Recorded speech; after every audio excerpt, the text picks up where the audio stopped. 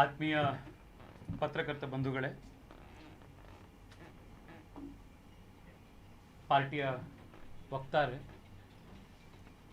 ಇವತ್ತು ಒಂದು ಗಂಭೀರ ವಿಷಯವನ್ನು ಕುರಿತು ತಮ್ಮ ಹತ್ರ ಮಾತನಾಡಬೇಕು. ತಮ್ಮ ಮೂಲಕ ರಾಜ್ಯದ ಜನಕ್ಕೆ ಮಹತ್ವಪೂರ್ಣವಾದಂಥ ಒಂದು ಸಂದೇಶವನ್ನು ತಲುಪಿಸಬೇಕು ಅನ್ನುವಂಥ ಉದ್ದೇಶದಿಂದ ಈ ಪತ್ರಿಕಾಗೋಷ್ಠಿಯನ್ನು ಮಾಡ್ತಾ ಇರುವಂಥದ್ದು. ನಿಮ್ಮೆಲ್ರಿಗೂ ಗೊತ್ತಿದೆ, 3-4 ದಿನಗಳ ಹಿಂದೆ ಪೆಹಲ್ಗಾಮ್ನಲ್ಲಿ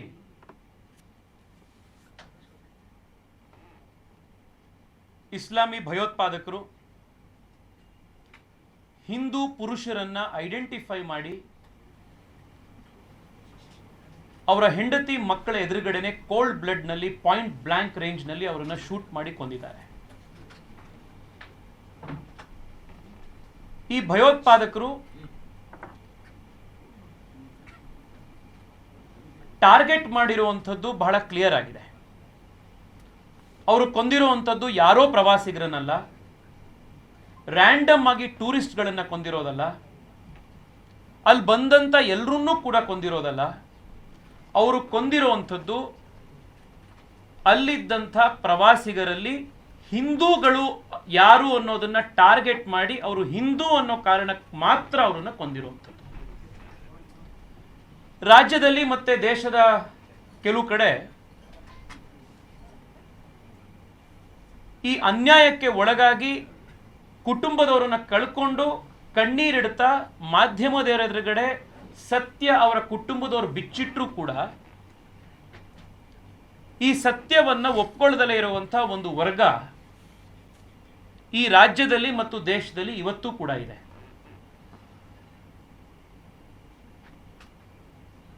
ಬೇಸರದ ಸಂಗತಿ, ಅಸಹ್ಯ ಸಂಗತಿ ಅಂತಂದ್ರೆ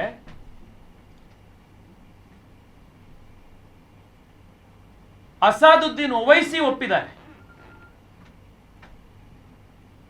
ಟೆರರಿಸ್ಟ್ಗಳು ಹಿಂದೂಗಳನ್ನ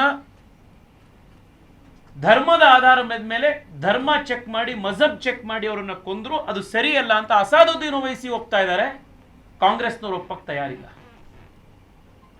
ಇನ್ನು ಎಂತ ದೈನೇಸಿ ದರಿದ್ರ ಸ್ಥಿತಿಗೆ ಕಾಂಗ್ರೆಸ್ ಪಾರ್ಟಿ ಇವತ್ತು ಈ ದೇಶದಲ್ಲಿ ಇಳಿದಿದೆ ಅನ್ನೋದು ಇದಕ್ಕಿಂತ ದೊಡ್ಡ ಸಾಕ್ಷಿ ಬೇಕಿಲ್ಲ. ಈ ಟೆರರಿಸ್ಟ್ಗಳು ಅಟ್ಯಾಕ್ ಮಾಡಿರುವಂಥದ್ದು ಭಾರತ ಸರ್ಕಾರವನ್ನಷ್ಟೇ ಅಲ್ಲ, ಸಂಪೂರ್ಣ ಹಿಂದೂ ಸಮಾಜವನ್ನ. Therefore, the response has to be by the Indian society, Hindu society as well. It is not just an attack on the Indian state, it is also an attack on the Hindu society. ಇವತ್ತು ರಾಜ್ಯ ಸರ್ಕಾರ ಈ ಭಯೋತ್ಪಾದಕ ದಾಳಿಯಲ್ಲಿ ಯಾರು ಮೃತಪಟ್ಟರು ಅವ್ರ ಕುಟುಂಬಕ್ಕೆ 10 ಲಕ್ಷ ರೂಪಾಯಿಯ ಕಾಂಪನ್ಸೇಷನ್ ಅನ್ನು ಘೋಷಣೆ ಮಾಡಿದ್ದಾರೆ. ನನಗೆ ಮುಖ್ಯಮಂತ್ರಿಗಳಿಗೆ ಯಾರು ಸಲಹೆ ಕೊಡ್ತಾ ಇರೋರು ಅಥವಾ ಮುಖ್ಯಮಂತ್ರಿಗಳು ವಾಸ್ತವಿಕತೆಯ ಮತ್ತು ಮಾನವೀಯತೆಯ ಎಲ್ಲ ಕನೆಕ್ಷನ್ಗಳನ್ನು ಕಳ್ಕೊಂಡು ಬಿಟ್ಟಿದ್ದಾರಾ ಅಂತ ಪ್ರಶ್ನೆ ನನಗೆ ಬರ್ತಾ ಇದೆ. ಮಂಜುನಾಥ್ ಅವರ ಮನೆಯಲ್ಲಿ PUCಯಲ್ಲಿ 97% ಮಾರ್ಕ್ಸ್ ತಗೊಂಡಿರುವಂಥ ಒಬ್ಬ ಹುಡುಗ ಅವ್ರ ಮನೆಯಲ್ಲಿ ಇನ್ನೂ ಇದ್ದಾನೆ. ಕನಿಷ್ಠ ಅಂತಂದ್ರೂ 8-10 ವರ್ಷದ ಎಜುಕೇಶನ್ ಅವನಿಗೆ ಬಾಕಿ ಇದೆ. ಆ ಮಗು ಶಿಕ್ಷಣವನ್ನ ನಾಳೆ ಬೆಳಗ್ಗೆಯಿಂದ ಒಬ್ಬಂಟಿಯಾಗಿ ಆ ತಾಯಿ ಜವಾಬ್ದಾರಿ ಇದೆ. ನಾವು 4 ದಿವಸ ಅದ್ರ ಬಗ್ಗೆ ಮಾತನಾಡ್ತೀವಿ, ನೀವು ಮೀಡಿಯಾದವರು 4 ದಿವಸ ಅದಕ್ಕೆ ಸಪೋರ್ಟ್ ಕೊಡ್ತೀರಿ, ನಾವೆಲ್ಲರೂ ಟಿವಿಲಿ ಕೂತ್ಕೊಂಡು ನೋಡ್ತಾ ಪಶ್ಚಾತ್ತಾಪ ಮಾಡ್ತೀವಿ. 5ನೇ ದಿವಸ ಯಾರು ಅವ್ರ ಕುಟುಂಬದ ಬಗ್ಗೆ ಯೋಚನೆ ಮಾಡೋರು? ಇಲ್ಲಿ ಬೆಂಗಳೂರಿನಲ್ಲಿ ಭರತ್ ಭೂಷಣ್ ಅವರ ಮನೆಯಲ್ಲಿ 3 ವರ್ಷದ ಮಗು ಇದೆ. ಅವ್ರ ತಾಯಿ ಸಿಂಗಲ್ ಮದರ್ ಆಗಿ, ಸಿಂಗಲ್ ಪೇರೆಂಟ್ ಆಗಿ ಕನಿಷ್ಠ 25 ವರ್ಷ ಆ ಮಗು ಶಿಕ್ಷಣ ಅವ್ರ ಜವಾಬ್ದಾರಿ ಮೇಲೆ ಬಿದ್ದಿದೆ. ಮಾನವೀಯತೆಯ ಒಂದು ಸ್ವಲ್ಪನಾದರೂ ಹುಲ್ ಕಡ್ಡಿಯಷ್ಟಾದರೂ ಈ ಸರ್ಕಾರಕ್ಕೆ ಉಳಿದಿದ್ದರೆ ಕನಿಷ್ಠ 1 ಕೋಟಿ ರೂಪಾಯಿ ಆದರೂ ಈ 2 ಕುಟುಂಬಕ್ಕೆ ಕೊಟ್ಟಿರೋರು. ಆ ದುಡ್ಡನ್ನ ಬ್ಯಾಂಕ್ ಅಕೌಂಟ್ ಅಲ್ಲಿ ಇಟ್ಟಿದ್ದಿದ್ರೆ, FD ಅಲ್ಲಿ ಇಟ್ಟಿದ್ದಿದ್ರೆ ಅದರ ಇಂಟ್ರೆಸ್ಟ್ ಇಂದನಾದರೂ ಅವರ ಕುಟುಂಬ ಮನೆಯ ಶಿಕ್ಷಣ ನಡೆಯುತ್ತೆ ಅನ್ನೋದಕ್ಕೆ. ಪಕ್ಕದ ರಾಜ್ಯದಲ್ಲಿ ಆನೆ ಕಾಲ್ ತುಳಿತಕ್ಕೆ ಒಳಗಾಗಿ ತೀರ್ಕೊಳ್ಳುವಂಥವರಿಗೆ ಈ ರಾಜ್ಯದ ಮುಖ್ಯಮಂತ್ರಿಗಳು 15 ಲಕ್ಷ ರೂಪಾಯಿ ಕೊಡ್ತಾರೆ. ಆದರೆ ನಮ್ಮದೇ ರಾಜ್ಯದಲ್ಲಿ ಭೀಭತ್ಸವಾಗಿ ಭೀಕರವಾಗಿ ಟೆರರಿಸ್ಟ್ ಅಟ್ಯಾಕ್ನಲ್ಲಿ ತೀರ್ಕೊಂಡಂತ ಇಬ್ಬರು ಕುಟುಂಬದವರಿಗೆ ಅದಕ್ಕಿಂತ ಜಾಸ್ತಿ ಅಲ್ಲ, ಅವ್ರಿಗೆ ಕೊಟ್ಟಷ್ಟಾದ್ರೂ ಕೊಡುವಂತ ಯೋಗ್ಯತೆ ಈ ಸರ್ಕಾರಕ್ಕೆ ಇಲ್ವಲ್ಲ? ಮುಸ್ಲಿಮರು ಓಟಿಗೆ ತಮ್ಮನ್ನು ತಾವು ಮಾರ್ಕೊಂಡಿರುವಂತ ಕಾಂಗ್ರೆಸ್ ಪಾರ್ಟಿಯ ಸರ್ಕಾರದಿಂದ ನಾವು ಇದಕ್ಕಿಂತ ಜಾಸ್ತಿ ಎಕ್ಸ್ಪೆಕ್ಟ್ ಮಾಡ್ಲಿಕ್ಕೆ ಸಾಧ್ಯನೇ ಇಲ್ಲ. ಹಿಂದೂ ಸಮಾಜದ ಜವಾಬ್ದಾರಿ ಇದೆ ಈ ಕುಟುಂಬಗಳನ್ನ ನೋಡ್ಕೊಳ್ಳುವಂಥದ್ದು, ಕುಟುಂಬಕ್ಕೆ ಕೊಡಬೇಕಾದಂತಹ ಶಕ್ತಿಯನ್ನು ಕೊಡುವಂಥದ್ದು. ನಿನ್ನೆ ಅಲ್ಲ ಮೊನ್ನೆ ಬೆಂಗಳೂರು ದಕ್ಷಿಣದಲ್ಲಿ ನಾವೊಂದು ಪಂಜಿನ ಮೆರವಣಿಗೆಯನ್ನ ಈ ಕೃತ್ಯವನ್ನ ಖಂಡಿಸಿ ಮಾಡಿದ್ವಿ.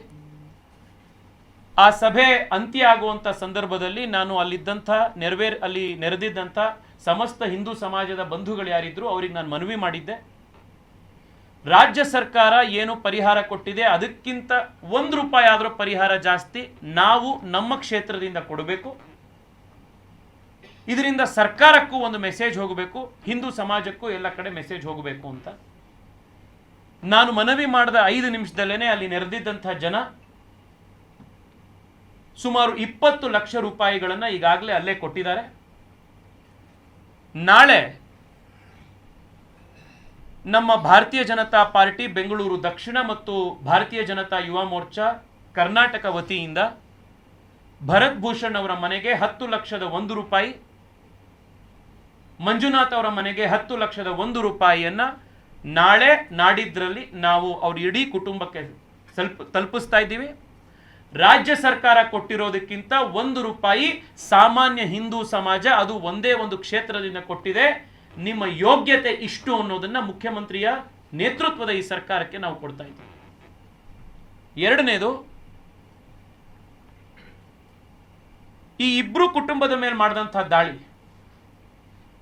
ಅವರ ಜಾತಿ ಕೇಳಿ ಮಾಡಲಿಲ್ಲ, ಅವರ ಭಾಷೆ ಕೇಳಿ ಮಾಡಲಿಲ್ಲ, ಅವರ ಸ್ಥಾನ ಅಂತಸ್ತು ಕೇಳಿ ಮಾಡಲಿಲ್ಲ, ಹಿಂದೂ ಅನ್ನೋ ಕಾರಣಕ್ಕೋಸ್ಕರ ಅವ್ರನ್ನ ಕೊಂದ್ರು.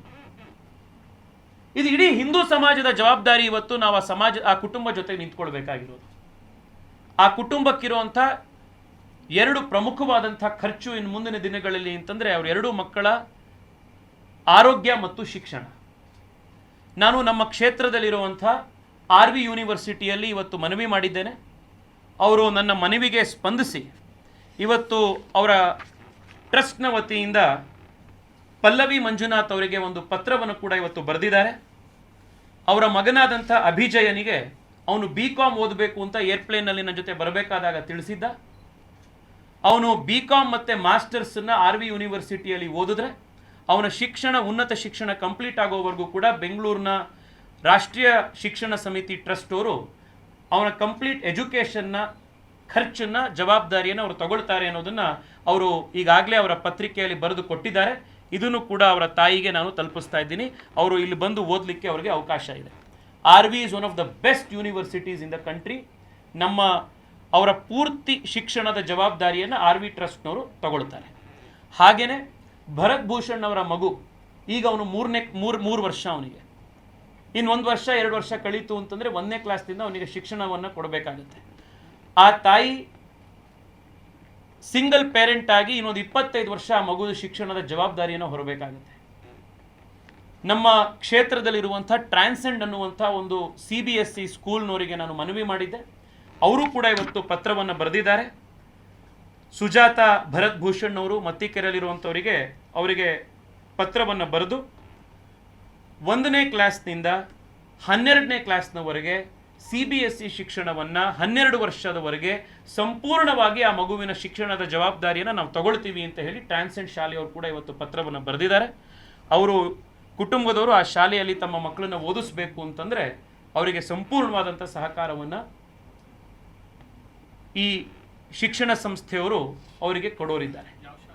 ಟ್ರಾನ್ಸೆಂಡ್ ಅನ್ನುವಂಥ ಶಾಲೆ, ಇದು ಕನಕಪುರ ರಸ್ತೆಯಲ್ಲಿರುವಂಥ ಶಾಲೆ. ಇದು CBSE ಸ್ಕೂಲು, ಬಹಳ ಫೇಮಸ್ ಆಗಿರುವಂಥ ಒಂದು ಸ್ಕೂಲು. ಟಾಪ್ ಕ್ವಾಲಿಟಿ ಎಜುಕೇಷನನ್ನು ಭರತ್ ಭೂಷಣ್ ಅವರ ಮಗುಗೆ ಈ ಶಾಲೆಯವರು ನಾವು ಕೊಡ್ತೀವಿ ಎನ್ನುವಂಥ ಕಮಿಟ್ಮೆಂಟನ್ನು ಕೊಟ್ಟಿದ್ದಾರೆ. ನಾನು ಮಾಧ್ಯಮದ ಸ್ನೇಹಿತರ ಮುಖಾಂತರ ರಾಜ್ಯದಲ್ಲಿರುವಂಥ ದೇವಸ್ಥಾನಗಳು, ಹಿಂದೂ ಮಠಮಾನ್ಯಗಳು,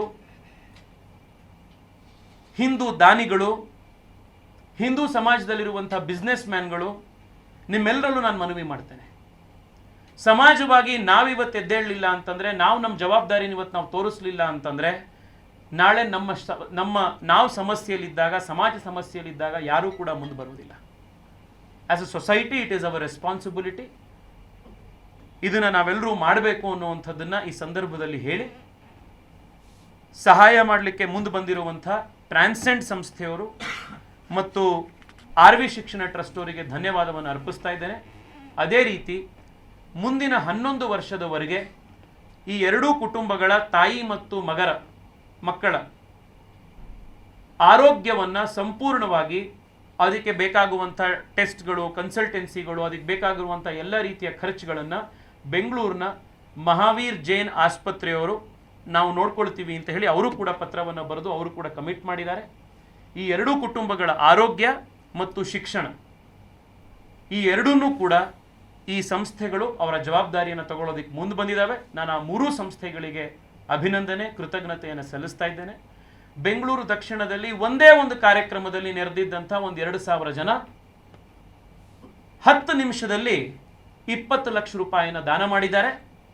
ಈ ಸರ್ಕಾರಕ್ಕಿಂತ ಸಾಮಾನ್ಯ ಜನ, ಕೂಲಿ ನಾಲಿ ಮಾಡ್ಕೊಂಡಿರುವಂಥ ಜನ, ಬೆಂಗಳೂರು ದಕ್ಷಿಣದ ಜನ ಈ ಕುಟುಂಬದ ಜೊತೆಗೆ ನಾವಿದ್ದೇವೆ ಅಂತ ಈ ಸರ್ಕಾರಕ್ಕಿಂತ ದೊಡ್ಡ ಸಂದೇಶವನ್ನು ಕೊಟ್ಟಿದ್ದಾರೆ.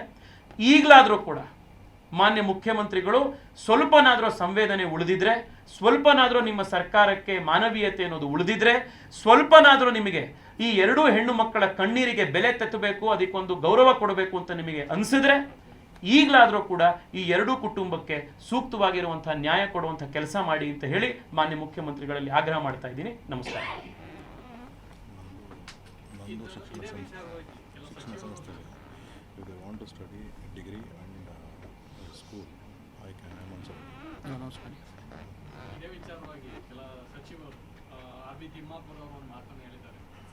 ID ಕಾರ್ಡ್ ಅನ್ನ ಕೇಳಿ ಯಾರು ಹೊಡೆಯೋದಿಲ್ಲ, ಅವನು ಗುಂಡು ಹಾಸ್ಕೊಂಡು ಓಡೋಗ್ತಾರೆ.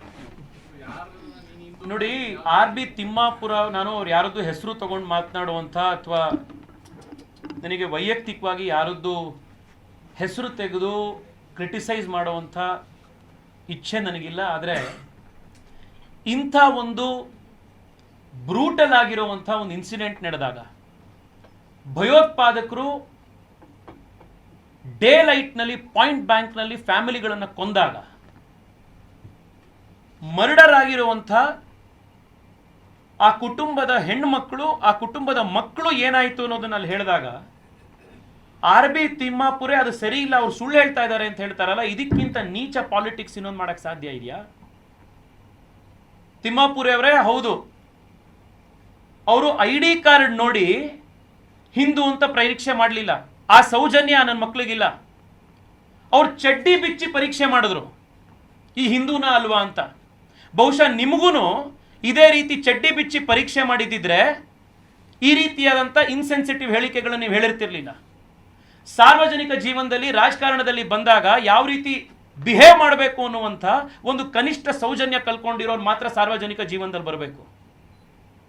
ಇದೇ ಮಾತನ್ನ ನೀವು ಭರತ್ ಭೂಷಣ್ ಹೆಂಡತಿ ಎದುರುಗಡೆ, ಮಂಜುನಾಥ್ ಅವರ ಮನೆಯವರ ಎದುರುಗಡೆ ಹೋಗಿ ಹೇಳುವಂಥ ಧೈರ್ಯ ನಿಮಗಿದೆಯಾ? ಈ ರೀತಿ ಮಾತನಾಡುವಂಥವರಿಗೆ ಸಾರ್ವಜನಿಕ ಜೀವನದಲ್ಲಿರುವಂಥ ಮರ್ಯಾದೆ ಕೂಡ ಇಲ್ಲ, ಸಾರ್ವಜನಿಕ ಜೀವನದಲ್ಲಿರುವಂಥ ಯೋಗ್ಯತೆ ಕೂಡ ಇಲ್ಲ. ಅಂಥವ್ರು ರಿಸೈನ್ ಮಾಡಿ ಅವರು ವೈಯಕ್ತಿಕ ಜೀವನಕ್ಕೆ ಹೋಗಬೇಕು. So with regard to the statement given by CM on VAR and also Timmapur's reaction, how do you see both the statements coming in? Who is the Chief Minister of Karnataka to decide whether the government of India and our armed forces must go in war or not?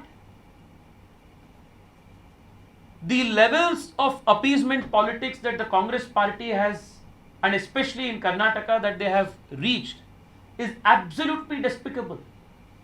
ಯುದ್ಧ ಮಾಡಲಿಲ್ಲ ಪಾಕಿಸ್ತಾನದ ಮೇಲೆ ಅಂತಂದ್ರೆ, ಪಾಕಿಸ್ತಾನಕ್ಕೆ ಪ್ರತೀಕಾರ ಕೊಡಲಿಲ್ಲ ಅಂದ್ರೆ ಏನು ಮಾಡಬೇಕು? ಕರೆದು ಆರತಿ ಮಾಡಬೇಕಾ ಅವ್ರನ್ನ? ವಿಧಾನಸೌಧ ಎದುರುಗಡೆ ಕರೆದು ಅವರಿಗೆ ಕರ್ನಾಟಕ ರತ್ನ ಪ್ರಶಸ್ತಿ ಕೊಡಬೇಕಾ ಅವರಿಗೆ?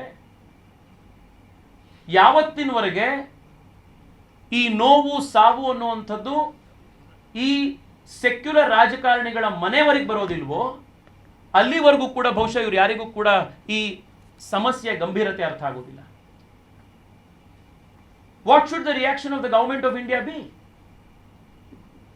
आरती करना है क्या?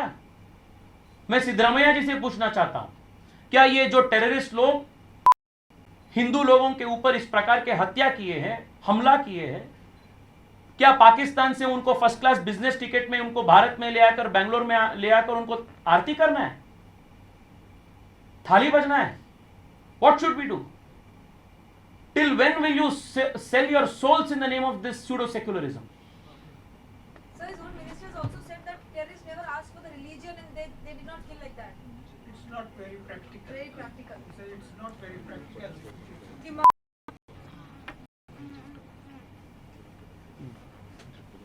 ಏನಂತ?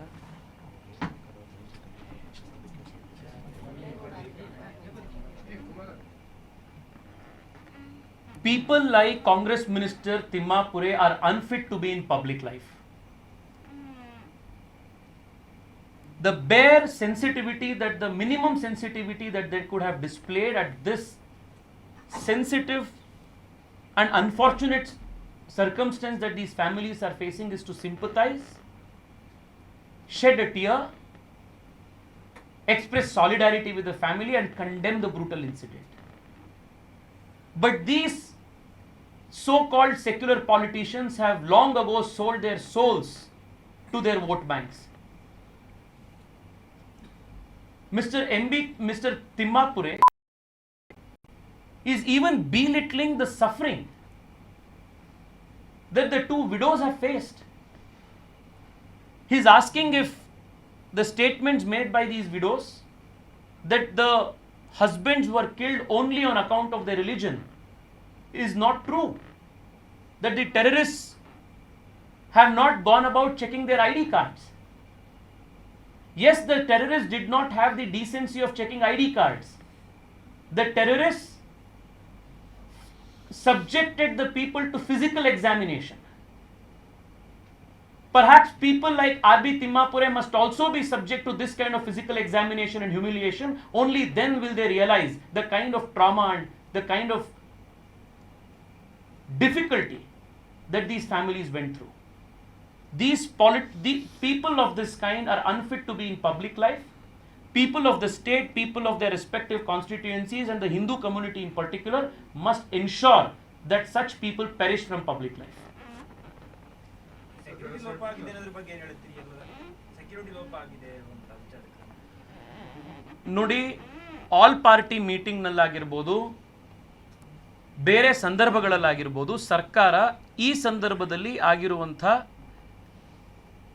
ಸೆಕ್ಯೂರಿಟಿ ಇಂಟೆಲಿಜೆನ್ಸ್ ಇನ್ಪುಟ್ ಇರ್ಬೋದು, ಅದರಲ್ಲಾಗಿರುವಂಥ ಲಿಮಿಟೇಷನ್ಗಳ ಬಗ್ಗೆ ಸರ್ಕಾರ ಆಗಲೇ ಹೇಳಿದೆ. ಆದರೆ ಇದನ್ನು ಪ್ರಶ್ನೆ ಮಾಡ್ತಾ ಇರುವಂಥ ಕಾಂಗ್ರೆಸ್ನವರು ಅವ್ರ ಟ್ರ್ಯಾಕ್ ರೆಕಾರ್ಡನ್ನು ಅವ್ರು ಪ್ರಶ್ನೆ ಮಾಡ್ಕೊಳ್ಬೇಕು. UPA 10 ವರ್ಷ ಸರ್ಕಾರದಲ್ಲಿ ಇದ್ದಾಗ ಚಿಕ್ಕ ಮಕ್ಕಳು ದೀಪಾವಳಿಲಿ ಪಟಾಕಿ ಹೊಡೆಯುವಂಥ ಸಲೀಸಾಗಿ ಟೆರರಿಸ್ಟ್ ಅಟ್ಯಾಕ್ಗಳಾಗ್ತಾ ಇತ್ತು. ಮುಂಬೈನಲ್ಲಿ, ಬೆಂಗಳೂರಿನಲ್ಲಿ, ಗುವಾಹಟಿಯಲ್ಲಿ, ಡೆಲ್ಲಿಯಲ್ಲಿ, ಆಗ್ರಾದಲ್ಲಿ, ಚೆನ್ನೈನಲ್ಲಿ, ಸೂರತ್ನಲ್ಲಿ, ಅಹಮದಾಬಾದ್ನಲ್ಲಿ ವಾರ ಟೆರರಿಸ್ಟ್ ಅಟ್ಯಾಕ್ ಆಗ್ತಾ ಇತ್ತು. ಜಮ್ಮು ಕಾಶ್ಮೀರದಿಂದ ಬರ್ತಾ ಇದ್ದಂಥ ನ್ಯೂಸ್ ಹೇಗಿತ್ತು? ಪ್ರತಿ ದಿವಸ ಜಮ್ಮು ಕಾಶ್ಮೀರದಿಂದ ನ್ಯೂಸ್ ಬರ್ತಾ ಇತ್ತು ಅಂದ್ರೆ ಇಲ್ಲ ಕಲ್ಲು ಹೊಡೆದಿದ್ದ ಬಗ್ಗೆ ಬರ್ತಾ ಇತ್ತು, ಇಲ್ಲ ಅಲ್ಲಾಗಿರುವಂಥ ಬಾಂಬ್ ಬ್ಲಾಸ್ಟ್ ಬಗ್ಗೆ ಬರ್ತಾ ಇತ್ತು, ಎನ್ಕೌಂಟರ್ ತೀರ್ಕೊಂಡಿರುವಂಥ ಜವಾನರದ ಬಗ್ಗೆ ಬರ್ತಾ ಇತ್ತು. This was the reality of Jammu Kashmir UPA ಟೈಮ್ನಲ್ಲಿ.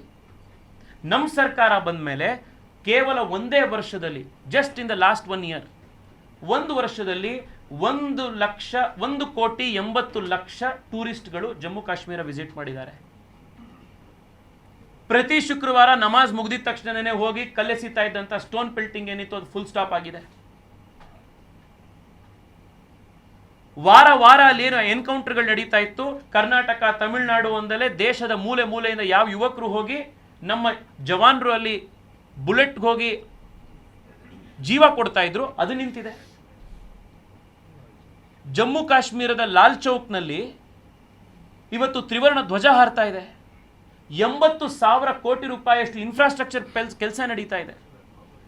ಮಕ್ಕಳು, ಕುಟುಂಬದವರು ಇವತ್ತು ಜಮ್ಮು ಕಾಶ್ಮೀರದಲ್ಲಿ ಎಷ್ಟೋ ವರ್ಷ ಆದಮೇಲೆ ಫಸ್ಟ್ ಟೈಮ್ ಒಂದು ಮಲ್ಟಿಪ್ಲೆಕ್ಸ್ ಓಪನ್ ಆಗಿ ಸಿನಿಮಾ ನೋಡಕ್ಕೆ ಶುರು ಮಾಡಿದ್ದಾರೆ. ದೇಶದ ಬೇರೆ ಬೇರೆ ಭಾಗದಿಂದ ಜನ ಹೋಗಿ ಇನ್ವೆಸ್ಟ್ ಮಾಡಿ ಹೋಟೆಲ್ಗಳು ಪ್ರಾರಂಭ ಆಗ್ತಾ ಇದೆ. ರೆಕಾರ್ಡ್ ಅಮರನಾಥ್ ಯಾತ್ರೆಯಲ್ಲಿ ಜನ ಪಾರ್ಟಿಸಿಪೇಟ್ ಮಾಡ್ತಾ ಇದ್ದಾರೆ. ಇದು ನಾವು ಕೊಟ್ಟಿರುವಂಥದ್ದು. ಇಲ್ಲಿ ಶಿವಾಜಿನಗರದಲ್ಲಿ, ಪುಲ್ಕೇಶಿ ನಗರದಲ್ಲಿ ಪೊಲೀಸ್ ಸ್ಟೇಷನ್ಗೆ ಬೆಂಕಿ ಹಚ್ಚಿದ ಮೇಲೆ ಅಖಂಡ ಶ್ರೀನಿವಾಸ ಮೂರ್ತಿ ಅವರ ಮನೆಗೆ ಬೆಂಕಿ ಇಟ್ಟು ಸುಟ್ಟ ಮೇಲೆ ಕನಿಷ್ಠ ಅದನ್ನು ಖಂಡಿಸಿ ಅವ್ರ ಪರವಾಗಿ ನಿಂತ್ಕೊಳ್ಳೋಕ್ಕೂ, ಅವ್ರ ಪಾರ್ಟಿಯವ್ರ ಪರವಾಗಿ ನಿಂತ್ಕೊಳ್ಳೋಕ್ಕಾಗ್ದಲೇ ಇರುವಂಥ ಯೋಗ್ಯತೆ ಇಲ್ಲದಲೇ ಇರುವಂಥ ಕಾಂಗ್ರೆಸ್ನವರು ಭಯೋತ್ಪಾದನೆ ವಿರುದ್ಧ, ದೇಶದ ಐಕ್ಯತೆ ಸಮಗ್ರತೆ ವಿರುದ್ಧ ಮೋದಿ ಏನು ಮಾಡ್ತಾ ಇದ್ದಾರೆ ಅಂತ ಪ್ರಶ್ನೆ ಮಾಡುವಂಥ ಬೇಸಿಕ್ ಕ್ರೈಟೀರಿಯಾನೇ ಅವ್ರಿಗೆ ಉಳಿದಿಲ್ಲ. ಮನೆಗಳನ್ನೆಲ್ಲ ಧ್ವಂಸ ಮಾಡಿದ್ದಾರೆ. ಆದರೆ ಮುಂಚೆ ಗೊತ್ತಿರಲಿಲ್ವಾ ಅಂತ ಸಂತೋಷ್ ಅವ್ರು ಕೇಳ್ತಾ ಇದ್ದಾರೆ. AI ಬಳಸ್ತಾನೆ ಅಂತ ಹೇಳ್ತಾರೆ ಮೋದಿ ಅಂತ ಹೇಳಿ ಸಂತೋಷ್ ಅವ್ರು ಪ್ರಶ್ನೆ ಮಾಡ್ತಾರೆ. ನಮ್ಮ ಮನೆಗೆ ಬಂದಿದ್ದು ಯಾವುದೋ ಕೆರೆ ನೀರನ್ನು ತೋರಿಸ್ಬಿಟ್ಟು ಯಾವುದೋ ನದಿ ನೀರು ಬಿಟ್ಟಿದ್ದೀವಿ ಅಂತೇಳಿ ಒಂದು ಜನರ ಮುಂದೆ ಹೇಳ್ತಾ ಇದ್ದಾರೆ. ಯಾವುದು ಅದಕ್ಕೇನು ಸಾಕ್ಷಿ ಹೇಳುವಂಥ ಮಾತುಗಳನ್ನು ಸಿಂಧೂ ನದಿ ನೀರಿನ ಉಪನದಿ ಬಿಟ್ಟಿದ್ದಾರೆ. ಪಾಕಿಸ್ತಾನ ಅದು ಕೆರೆ ನೀರನ್ನು ತೋರಿಸಿ ಅದನ್ನು AI ಮೂಲಕ ಗ್ರಾಫಿಕ್ಸ್ ಮಾಡಿದ್ದಾರೆ, ಪ್ರವಾಹ ಇಲ್ಲ. ನೋಡಿ, ಸಾರ್ವಜನಿಕ ಜೀವನದಲ್ಲಿರೋರು ಜವಾಬ್ದಾರಿ ಮತ್ತು ಗಂಭೀರತೆಯಿಂದ ಅವರ ಹೇಳಿಕೆಗಳನ್ನು ನೀಡಬೇಕು. ಸಂತೋಷ್ ಲಾಡ್ ಇದು ಅನ್ವಯಿಸುತ್ತೆ. ದೇಶದ ನ್ಯಾಷನಲ್ ಸೆಕ್ಯೂರಿಟಿ, ನ್ಯಾಷನಲ್ ಇಂಟಿಗ್ರಿಟಿಯ ವಿಚಾರಗಳಲ್ಲಿ ಕ್ಷುಲ್ಲಕವಾಗಿ ಮಾತನಾಡುವಂಥದ್ದು ಯಾರಿಗೂ ಕೂಡ ಶೋಭೆ ತರೋದಿಲ್ಲ.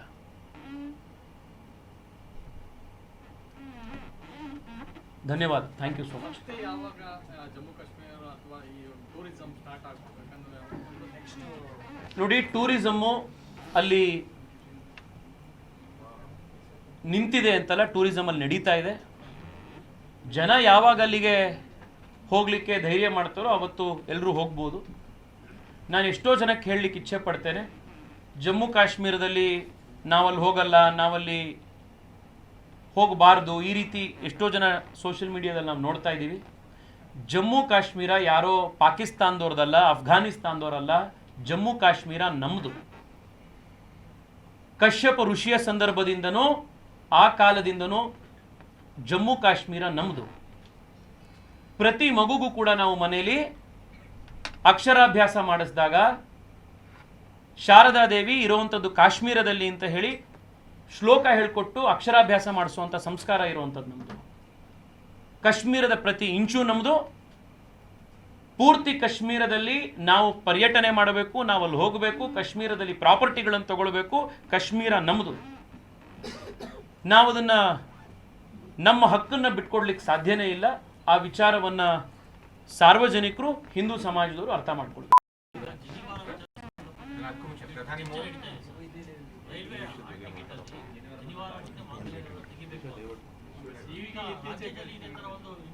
ಶನಿವಾರ ತೆಗೆದಾಗ ಹಿಂದೂ ಸಮಾಜದ ಮೇಲೆ ನೀವು ದಾಳಿ ಮಾಡಿದ್ರಿ ಅಂತ ಆರೋಪ ಮಾಡಿದ್ರಿ ಬಿಜೆಪಿ ಅವರು. ಇವತ್ತು ದಾಳಿಯನ್ನೇ ತೆಗಿಬೇಕು ಅಂತ ರೈಲ್ವೆ ಇಲಾಖೆ ಹೇಳಿದರೆ, ಇದಕ್ಕೇನು ಹೇಳ್ತೀರಾ ಅಂತ ಪ್ರಶ್ನೆ. ನೋಡಿ, ಒಂದು